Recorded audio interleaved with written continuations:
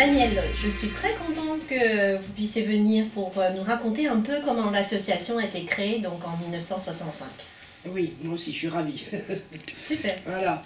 Eh bien, bon, vous le saviez déjà un petit peu, ça vient en fait d'une rencontre très enthousiaste entre Madame Génin, qui était infirmière, et maman, qui était femme de médecin, derrière le téléphone dans la maison familiale, puisque le cabinet était dans la maison familiale. Et donc, elle était très au fait aussi des besoins des familles, connaissant le quotidien, etc. Et quand maman est arrivée à la maison Laffitte, papa avait pris une autre orientation, et elle s'est trouvée, on va dire, désœuvrée. Mais j'ai fait ça pendant 25 ans, j'étais occupée. Oui, mais elle était occupée à quoi avant? Ah, bah, derrière le téléphone, dans le cabinet de papa. Ouais, Faire tourner une maison et en même temps un cabinet. Et donc, quand elle est arrivée ici à Maison Laffitte, papa ayant une autre orientation, nous, les filles ayant grandi, elle s'est sentie vraiment désœuvrée, hein, c'était vraiment ça.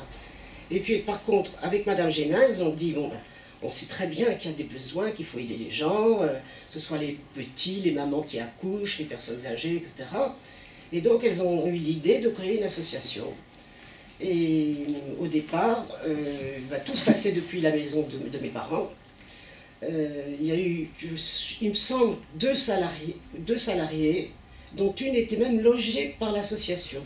Et puis ensuite, il y a eu plus de salariés, mais là j'étais beaucoup moins présente, je ne me rendais pas trop compte. Je crois que pendant 2 ou 3 ans, il n'y avait qu'une ou deux salariés. Ah oui, tout à fait, tout à fait.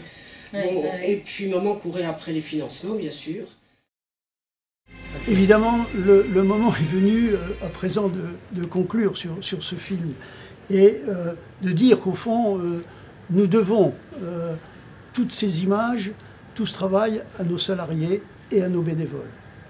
L'équipe qui anime l'association, qu'on va voir effectivement défiler maintenant en images, notre directrice, les responsables de secteur, notre secrétaire.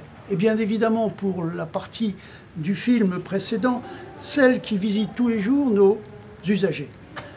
Pour un certain nombre d'usagers en pleine forme, mais pour d'autres malades, en situation d'isolement, des familles en difficulté.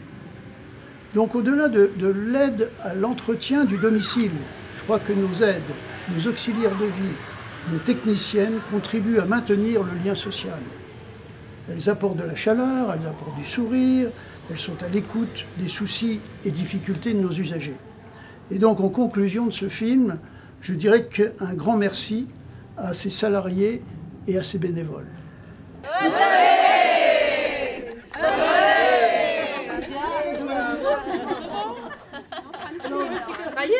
C'est pas compliqué. Non.